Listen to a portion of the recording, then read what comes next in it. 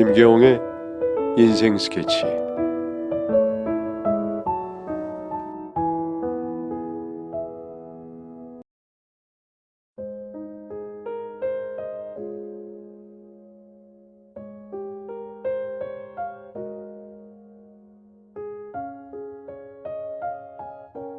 안녕하세요.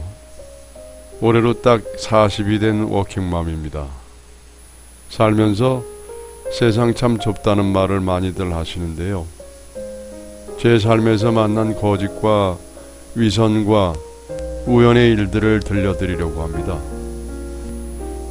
20대에 취직한 직장에서 일과 사랑에 빠져 10년을 오로지 일만 하면서 달려온 저에게 결혼이라는 넘어야 할 산이 있었죠. 지훈 씨를 만나게 된 것은 직장 동료의 소개의 덕이었어요.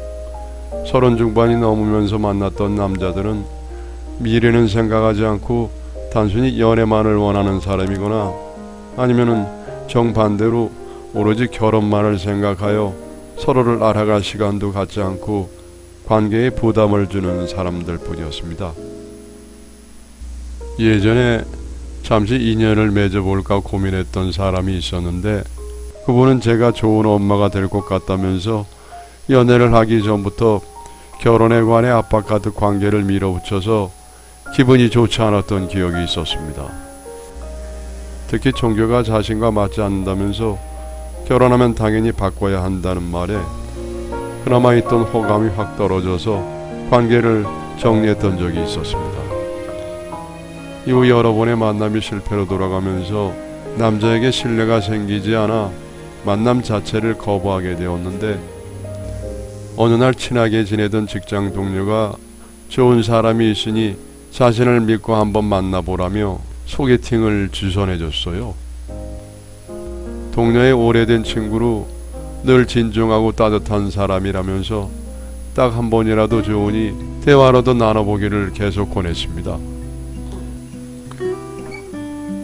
워낙 친한 사이였고 제 마음을 잘 아는 동기였기에 계속 거절하기가 어려워서 딱 한 번만 만나보자는 생각으로 소개를 받게 되었죠. 그렇게 지훈 씨와의 대화가 시작이 되었어요. 지훈 씨와 메시지를 주고받을 때는 뭐랄까 조심스럽다고 표현을 해야 할까요? 늘 진중한 지훈 씨와의 대화가 예전에 좋지 못했던 기억이 소환되어 혹시나 하는 마음에 종교에 관해 물어본 적이 있었는데 간단한 질문임에도 불구하고 시원하게 대답하지 못하는 모습을 보고 아, 이 사람도 그냥 결혼에만 목적이 있구나 생각을 했어요. 간단한 질문에도 말을 돌리는 모습에 이 관계 역시 제게는 어울리지 않는 것 같아서 정리해야겠다고 생각하던 중에 지훈 씨의 대답이 도착을 했습니다. 사람에게 종교라는 것이 중요한 부분 중 하나인 것은 저도 잘 압니다. 하지만 사람을 만나고 사랑할 때 종교가 크게 중요한가요? 서로를 맞춰 나가고 감정을 나누는 것이 더 중요하다고 생각해요. 우선 저는 무교이고 혹시 제가 너무 진지하게 대답했다면 죄송합니다. 지훈 씨의 진지한 대답에 제가 너무 나를 세워 물어본 것은 아닌지 조금 후회가 되었고 한 번쯤은 지훈 씨를 만나 얘기를 나눠보고 싶다는 생각이 들었죠. 그날 이후 지훈 씨와 주말에 약속을 잡았고 약속한 그날 가벼운 마음으로 카페의 문을 열었는데 시원시원한 외모와 떡부러진 어깨를 가진 지훈 씨의 모습이 제 눈을 사로잡았습니다. 솔직히 얘기하자면 늘 조심스러운 태도 때문에 체격이 왜소할 것 같다고 생각을 했는데 체격도 단단하고 얼굴도 잘생겨서 왜 이런 사람이 아직 솔로일까에 대해 의문이 들 정도였으니까요. 하지만 대화를 나눠볼수록 지훈 씨는 외모와 다르게 뭔가 기가 죽은 사람 같았죠.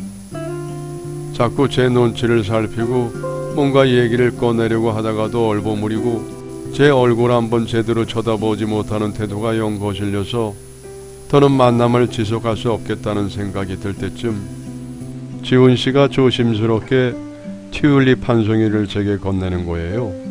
예전에 스치듯이 튤립을 좋아한다고 얘기했던 적이 있었는데 그 얘기를 귀담아 듣고 첫 만남에 제게 주고 싶었다네요. 제가 낯도 많이 가리고 말 재주도 없어서 많이 지루하셨을 것 같아요. 희연 씨를 만나러 오는데 튤립이 예쁘게 피어 있길래 한 송이 사왔습니다. 지훈 씨의 그 말 한마디가 고맙기도 하고 귀여워서 조금 더 그와의 만남을 이어가기로 마음을 먹었고, 만남을 거듭할수록 좋은 사람이라는 확신이 생겨 연애를 시작했죠. 연애하면서 지훈 씨는 예전 모습과 달리 성격이 밝아졌고, 주변 사람들은 제가 남자친구를 바꿔놓았다면서 신기해했죠.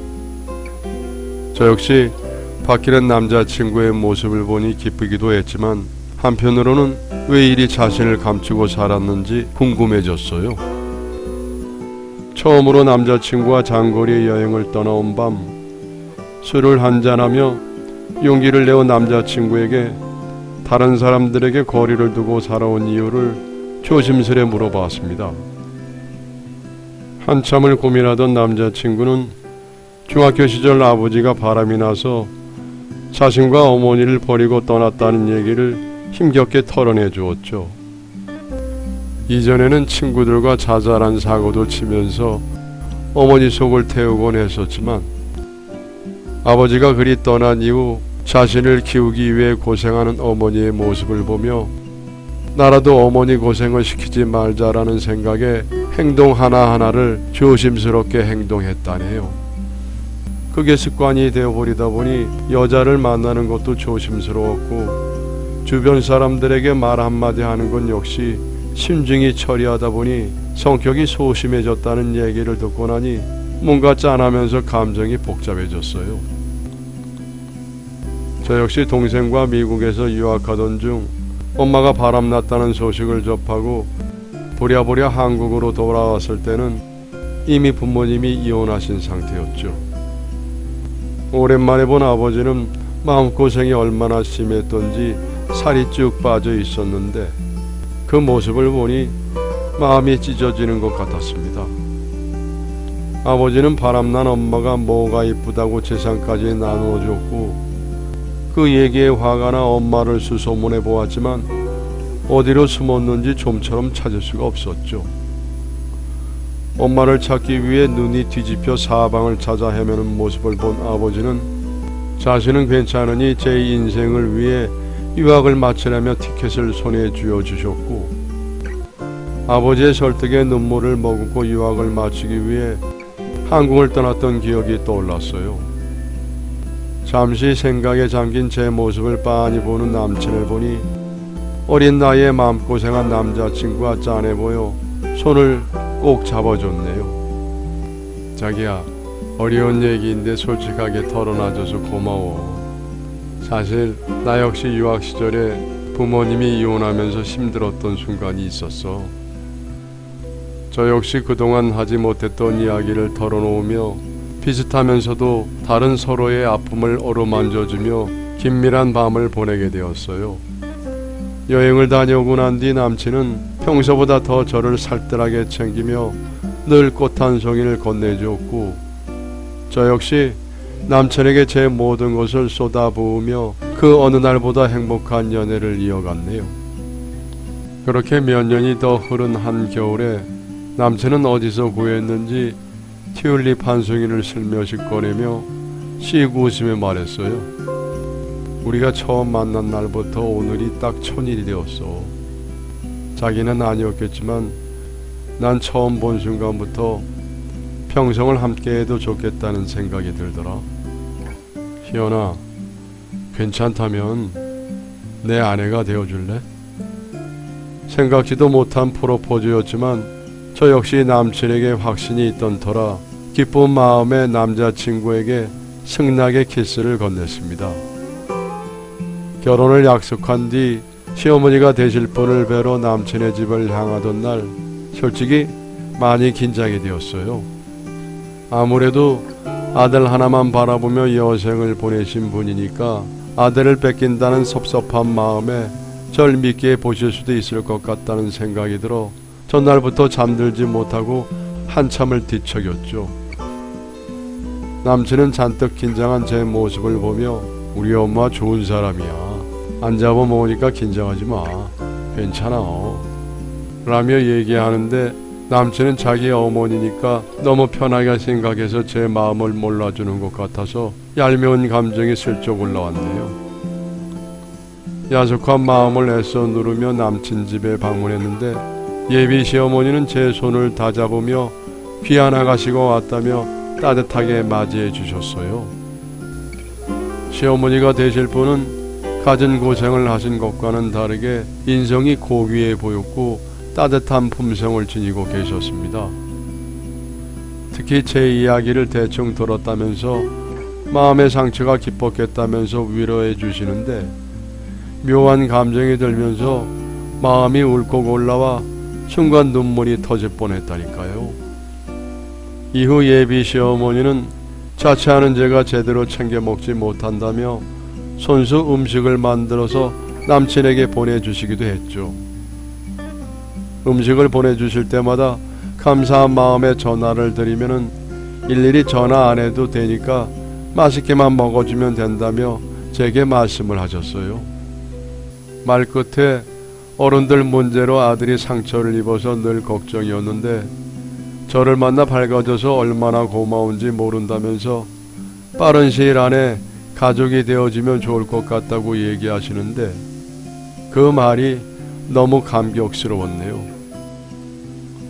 아버지는 이혼 후 얼마 뒤 새어머니와 재혼하셨는데 동생은 어린 생각에 새어머니를 받아들이지 못해 미국에 자리를 잡았고 저는 귀국 후 바로 자취를 시작했습니다.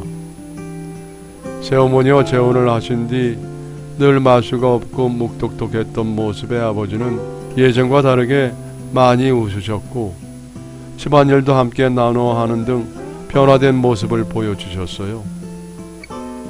남친은 약속했던 시간에 늦지 않게 도착했고 우려와는 달리 아버지는 남친의 좋은 장점을 단박에 알아봐 주어 결혼 승낙을 어렵지 않게 받았네요. 양가 부모님의 축복을 받으며 순탄하게 결혼할 줄 알았던 제 기대와는 달리 상견례를 한 뒤 생각지도 못한 일이 생기고 말았어요. 예비 시어머니는 상견례 이후 이유를 알려주지 않은 채 저희 결혼을 반대하셨고 아버지는 딸 자식을 미워하는 곳에 시집을 보낼 수 없다며 반대하기 시작하셨습니다. 남친과 저는 매일 주말마다 양가집을 돌아다니며 설득했지만 두 집에서는 마음을 돌려주지 않아 고민이 늘어나던 중 남친은 묘수가 있다며 제게 일주일만 기다려달라고 얘기했죠. 그 4일 동안 남친은 연락조차 되지 않아 불안해졌는데 5일째 되던 날 예비 시어머니에게 한 통의 전화가 왔습니다. 아들이 저와 헤어진 후 극단적인 선택을 하려 한다면서 집으로 좀 와달라는 연락이었죠. 시어머니는 자신이 졌다면서 아들을 잃느니 이 결혼 승낙하겠노라 하셨습니다. 남친은 어머니에게 저를 목숨 바쳐 사랑한다며 증명이라도 해보이냐고 협박을 했던 겁니다. 그 결혼은 순탄하게 진행되었고 어렵사리 아이도 가지면서 평온한 생활이 시작되는 듯 했죠. 문제가 생기기 시작한 것은 아이가 생겼다는 소식을 전해 들은 후 시어머니와 부딪히는 일이 잦아지면서 생겼어요. 결혼 이후 시어머니는 제 연락을 피하시는 것 같았고 남편과 함께 시댁을 방문해도 별다른 말 없이 서둘러 저희를 집에서 내보내시곤 했죠. 저희와 거리를 두는 듯한 모습에 남편에게 어머니 무슨 일 있으시냐고 물어보니 별다른 일 없으시다며 아마도 저희 부부가 맞벌이를 하다 보니 1시간이라도 더 쉴 수 있도록 배려를 해주시는 것 같다고 말을 하더군요. 마음은 꺼림지겠지만 괜히 제가 예민하게 생각하는 것 같아서 애써 불편한 마음을 가라앉히고 생활하던 중에 아이가 생겼고 시어머니에게 기쁜 소식을 전했습니다. 시어머니는 축하한다고 말씀을 하시며 아무래도 맞벌이를 하는 상황에 임신까지 했으니 몸이 익숙해질 때까지 신혼집에서 머물면서 살림을 도와주겠다고 말씀하셨는데 시어머니의 마음이 감사하긴 했으나 솔직히 조금 부담스러웠습니다. 하지만 오랜만에 마음을 써주시는 시어머니의 얘기를 단칼에 거부할 수도 없어서 당분간만 함께 지내자라는 마음으로 시어머니의 제안을 받아들였습니다. 시어머니와 함께 지내면서 좋았던 점도 있었어요. 처음 입덧을 시작해서 음식 근처에도 가지를 못했는데 희한하게 시어머니가 해주시는 음식은 거북스럽지 않아서 잘 먹혔습니다. 그런 제 모습을 보던 신랑은 처음에는 시어머니와 함께 사는 것이 불편해 보여 걱정했는데 어머니 덕에 제 입덧이 무사히 넘어갈 수 있어 다행이라며 안심했어요. 저 역시 매번 제대로 먹지 못하고 음식 냄새만 맡아도 개운했던 터라 시어머니가 해준 음식이 입에 맞는 것이 다행이라 생각이 들어서 아이가 태어날 때까지 함께 지내기로 했던 선택이 후회되지 않았죠. 하지만 시어머니와 함께 사는 것은 어느 순간부터 부담이 되기 시작했어요. 주말에 늦잠을 제대로 잘 수도 없었고 남편과 사소한 애정 표현도 어려웠고 시어머니는 아이를 가진 사람일수록 몸을 따뜻하게 보존해야 한다면서 가벼운 옷차림으로 집에서 활동하는 것도 질색하셨죠. 다음날 남편은 주말임에도 불구하고 밀린 업무 때문에 출근을 했고 집에는 어머니와 저 단둘만 남게 되었어요. 시어머니는 밥을 먹으라면서 밥상을 내어주셨는데 평소에 즐겨 먹던 나물류의 반찬이 아니라 생선과 백숙이 놓여 있었습니다. 워낙에 음식 솜씨가 좋으신 시어머니인지라 비릿한 향이 강하지는 않았지만 입에 넣는 순간 속이 메석거려 도저히 음식을 넘기질 못하겠더군요. 시어머니가 한눈을 돌린 사이 조심스럽게 입에서 뱉어냈는데 그걸 어쩌다 보셨나봐요. 예, 너는 내가 해준 음식도 이제 토할 것 같아서 입에서 뱉어내니? 라며 절 노려보셨고 당황스러운 마음에 아니에요 어머니, 그게 아니라 라고 말을 이었는데 여러분의 사연을 기다리고 있습니다.